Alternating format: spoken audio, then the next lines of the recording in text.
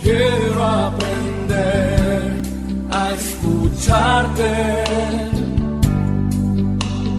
Quiero saber qué es amarte.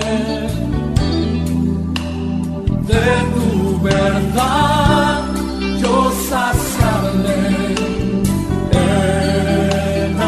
Enamórame de ti. Tiempo de discípulo, un espacio para que escuches la voz de Jesús. Quiero aprender La voz de Jesús. que tu presencia me inunde. Haz de mí uno de nuevo. Cámbiame, renuévame.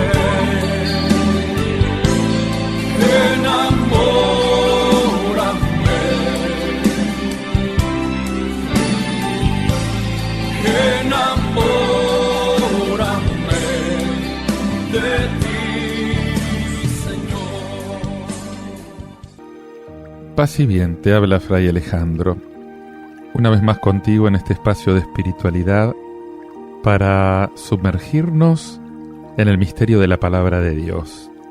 Quiero presentarte ahora una lectura bíblica tomada del profeta Jeremías, capítulo 31, versículos 31 al 34. Escucha lo que te dice el Señor. Llegarán los días, oráculo del Señor, en que estableceré una nueva alianza con la casa de Israel y la casa de Judá. No será como la alianza que establecí con sus padres el día en que los tomé de la mano para hacerlos salir del país de Egipto. Mi alianza que ellos rompieron, aunque yo era su dueño, oráculo del Señor. Esta es la alianza que estableceré con la casa de Israel después de aquellos días, oráculo del Señor. Pondré mi ley dentro de ellos y la escribiré en sus corazones. Yo seré su Dios y ellos serán mi pueblo. Y ya no tendrán que enseñarse mutuamente diciéndose el uno al otro, conozcan al Señor, porque todos me conocerán, del más pequeño al más grande, oráculo del Señor. Porque yo habré perdonado su iniquidad, y no me acordaré más de su pecado.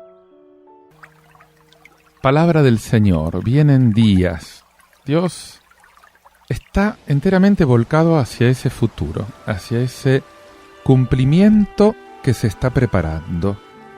Es esa dimensión escatológica del final de los tiempos, de la obra de Dios.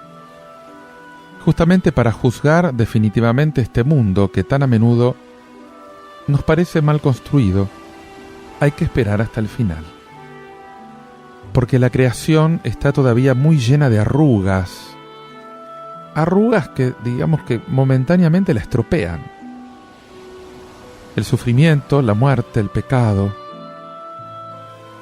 Pero fíjate la promesa de Dios, vienen días. Ese final está cumpliéndose y ya empezó. Vienen días en que yo pactaré una alianza nueva. Nosotros sabemos que Jesús tomó a su cuenta este pronóstico. He ahí la sangre de la alianza nueva y eterna. Y esta profecía de Jeremías constituye una de las cimas del Antiguo Testamento. No será como la alianza que pacté con sus padres cuando los tomé de la mano para sacarlos de Egipto. Esa alianza que ellos rompieron. Esta alianza que yo pactaré después de aquellos días. Y acá estamos adivinando que va a ser un pacto más sólido, inquebrantable, una alianza que no se puede romper. Porque dice el Señor, pondré mi ley en su interior y la escribiré en su corazón. Y lo que acá se anuncia es una comunión perfecta, como espontánea con Dios. Dice, no tendrán necesidad de adoctrinarse el uno al otro, diciendo cada uno a su hermano, conozcan al Señor. Ya no va a ser necesario un código de moral exterior. Dios confía totalmente en el hombre, porque su ley es interiorizada.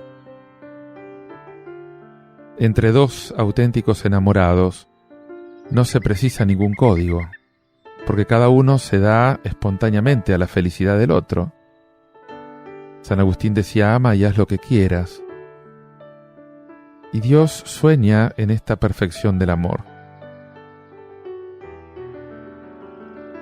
Y si nos escandalizamos de estas fórmulas, es que no hemos entendido lo que es el amor. Justamente porque, lejos de provocar un laxismo, estas invitaciones a la espontaneidad son una exigencia mucho más fuerte que los códigos morales. Porque al final uno acaba liberándose de una regla precisa y uno se cree exento de ella, pero nunca se acaba de amar. Nunca se acaba de querer agradar a aquel a quien se ama. Por eso el Señor dice: yo seré su Dios y ellos serán mi pueblo. Una fórmula de alianza. Jesús, volviendo a esta tradición bíblica, la va a afinar hasta el extremo. Él va a decir: permanezcan en mí como yo permanezco en ustedes. Porque la alianza no es un contrato. La alianza es la comunión de dos seres, en la que Dios toma la iniciativa. Y me puedo preguntar: ¿cómo es mi vida de comunión con Dios? Mi alianza de unión con Dios. Y dice el Señor: porque todos me conocerán, del más pequeño al más grande. Fíjate que el conocimiento del otro es un elemento importante de todo amor. Y a partir de este elemento yo puedo revisar si sé amar de veras, si procuro conocer mejor, si trato de darme a conocer. Y esto es verdad de todos nuestros amores. Es verdad también de nuestro amor por Dios. ¿Qué hago yo para conocer mejor al Señor al que digo que amo? Dice el Señor: perdonaré sus faltas, no me acordaré más de sus pecados. El perdón también es, y lo sabemos, al menos teóricamente, una dimensión del amor. El perdón es como un extremo del amor. En un mundo en el que somos falibles, en el que existe el pecado, el amor se tiene que manifestar como una gran capacidad de misericordia. Te invito a que medites y ores todo esto, escuchando este tema musical de Rafael Espinosa. Hay solución en Jesús.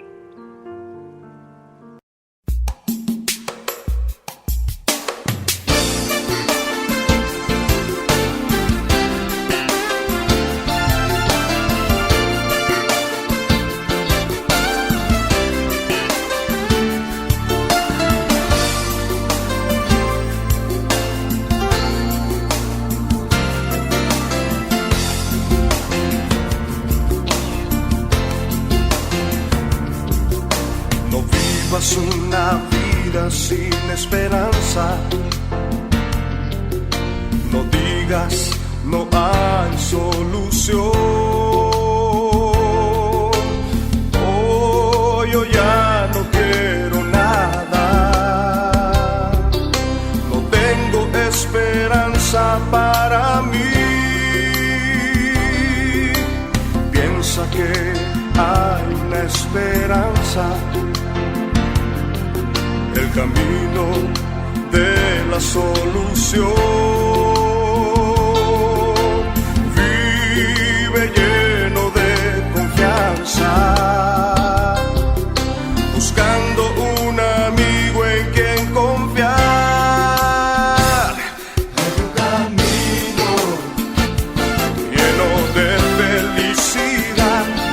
Hay un nombre que es sobre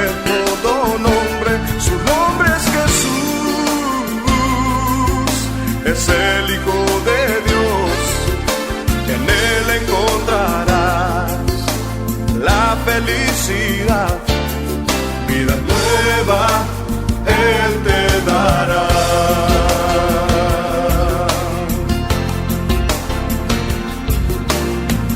piensa que hay una esperanza, el camino de la solución. Vive lleno de confianza, buscando un amigo en quien confiar. Hay un camino lleno de felicidad, hay un nombre que es sobre todo nombre, su nombre es Jesús, es el Hijo de Dios, en él encontrarás la felicidad, vida nueva él te dará.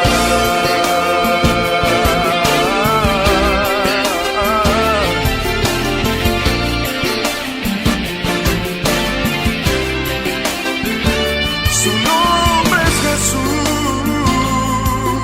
es el Hijo de Dios, en él encontrarás la felicidad, vida nueva él te dará. Hay un nombre que es sobre todo nombre, su nombre es Jesús, es el Hijo de Dios.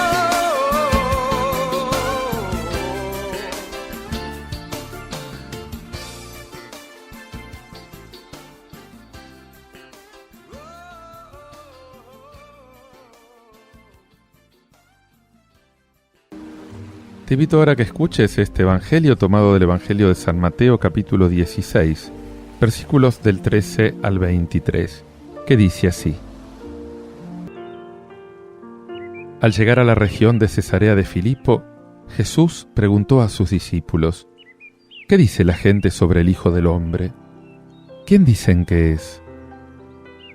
Ellos le respondieron: unos dicen que es Juan el Bautista, otros Elías, y otros Jeremías o alguno de los profetas. ¿Y ustedes?, les preguntó, ¿quién dicen que soy? Tomando la palabra, Simón Pedro respondió: Tú eres el Mesías, el Hijo de Dios vivo. Y Jesús le dijo: Feliz de ti, Simón, hijo de Jonás, porque esto no te lo ha revelado ni la carne ni la sangre, sino mi Padre que está en el cielo. Y yo te digo, tú eres Pedro, y sobre esta piedra edificaré mi iglesia, y el poder de la muerte no prevalecerá contra ella.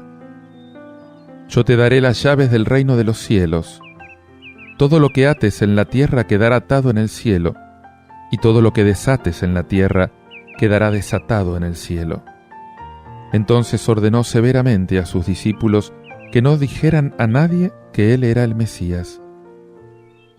Desde aquel día, Jesús comenzó a anunciar a sus discípulos que debía ir a Jerusalén y sufrir mucho de parte de los ancianos, de los sumos sacerdotes y de los escribas, que debía ser condenado a muerte y resucitar al tercer día. Pedro lo llevó aparte y comenzó a reprenderlo, diciendo: Dios no lo permita, Señor, eso no sucederá. Pero él, dándose vuelta, dijo a Pedro: Retírate, ve detrás de mí, Satanás. Tú eres para mí un obstáculo, porque tus pensamientos no son los de Dios, sino los de los hombres. Este pasaje de la profesión de fe y del primado de Pedro, juntamente con los anuncios del Mesías doliente, las condiciones del seguimiento de Cristo, la transfiguración, constituyen, podríamos decir, el prólogo del discurso eclesial que encontrás en Mateo 18. En este evangelio, partiendo de las preguntas de Jesús a los discípulos, se pueden distinguir justamente estas 4 secciones. Primero, la identificación de Jesús por parte de la gente. Segundo, la profesión de fe de Pedro. Tercero, el primado eclesial del apóstol. Y cuarto, la reacción frente a este anuncio de Jesús como Mesías doliente. La confesión de Pedro en el texto de Mateo no se limita a la mesianidad de Jesús, como en Marcos o en Lucas, sino que llega hasta su divinidad. Dice: tú eres el Mesías, el Hijo de Dios. Es una afirmación cristológica que supone la revelación del Padre. Esto lo dice Jesús. Y acá se adelanta ya esa fe pascual de los apóstoles, de toda la comunidad cristiana, después de la resurrección del Señor. La cuarta parte, la reacción negativa de Pedro, demuestra justamente que su fe mesiánica, cristológica, como la de los compañeros, no era tan lúcida. Era mucho menos lúcida que lo que sugerían las palabras.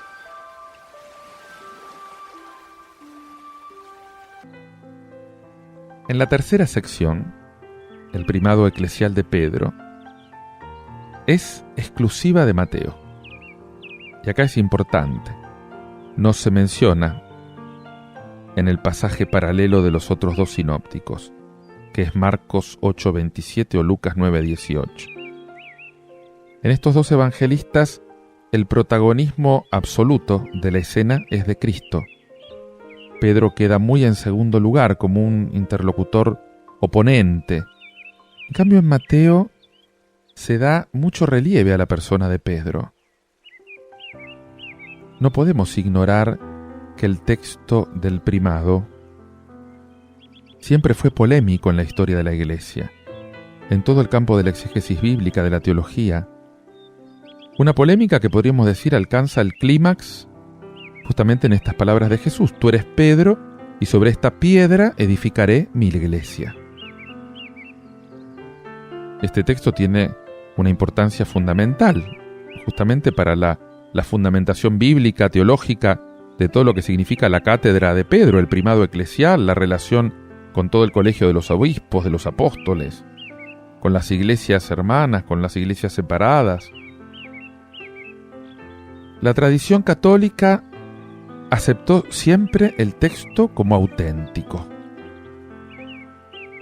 Pero los biblistas protestantes de finales del siglo XIX, principios del siglo XX, empezaron a considerarlo como un añadido del siglo II, un añadido hecho por la Comunidad de Roma, justamente en pro del papado.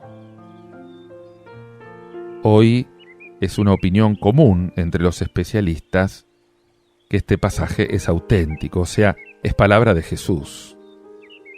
Si bien la mayoría piensa que su momento fue en las apariciones pascuales, esto no nos importa. Sí nos importa saber que lo que Jesús le dijo a Pedro, lo dijo él y no lo inventó Pedro.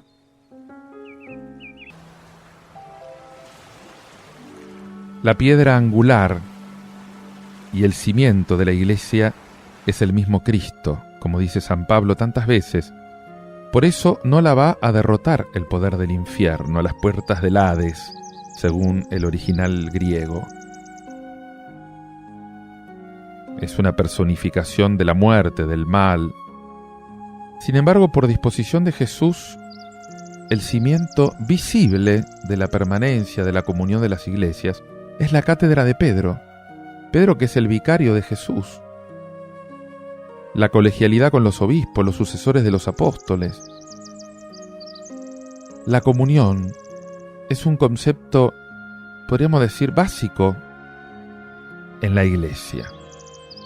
Pero es también uno de los aspectos que la historia de las herejías y de los cismas evidenció como el más vulnerable, y por muchas razones. La intransigencia de algunos o de otros, cuando surgen situaciones conflictivas, una actitud demasiado autónoma respecto de la iglesia institucional por parte de algunos fieles, que sin embargo se dicen creyentes, y son más o menos practicantes, o finalmente por una actitud de crítica destructiva, reduccionista, con falta de solidaridad frente a los fallos humanos de tantos miembros que componen el pueblo de Dios. son esos nuevos cristianos sin iglesia.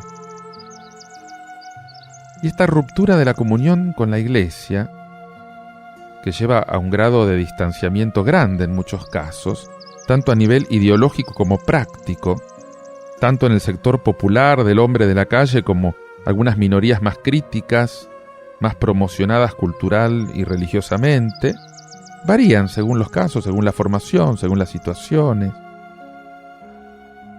La crítica es un derecho legítimo de las personas adultas,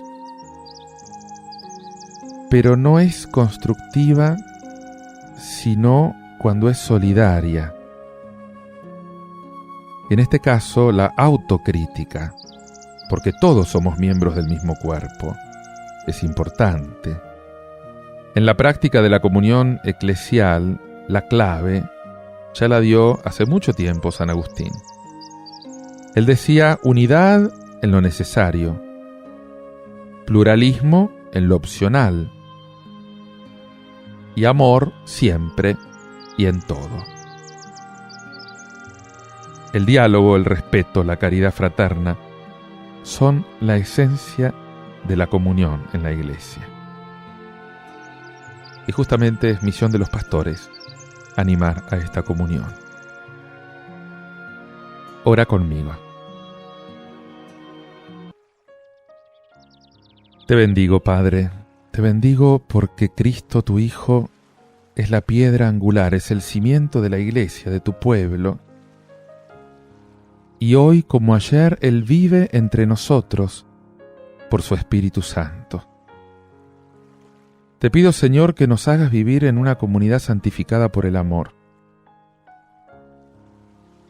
Que no permitas que los cristianos dejemos estéril tu elección. Que no frustremos tus esperanzas en este momento de la historia.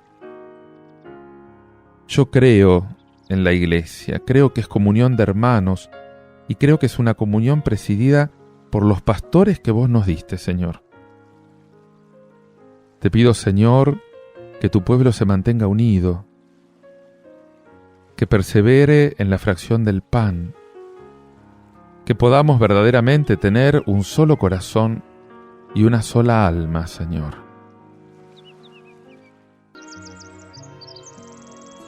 Te invito a que medites y ores todo esto escuchando este tema musical del grupo Palabra Miel, titulado Me liberó. Pedir al Señor que te libere de todo aquello que sea un obstáculo para poder vivir en la comunión de la iglesia.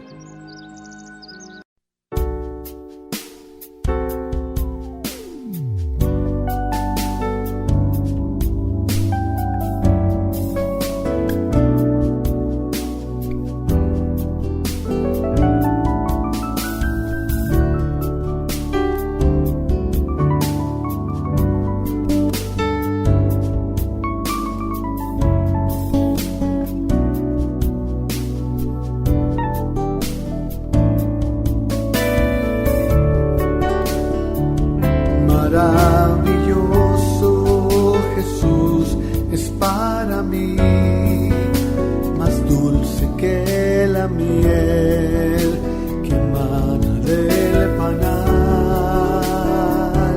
Maravilloso Jesús es para mí, más dulce que la miel que emana del panal.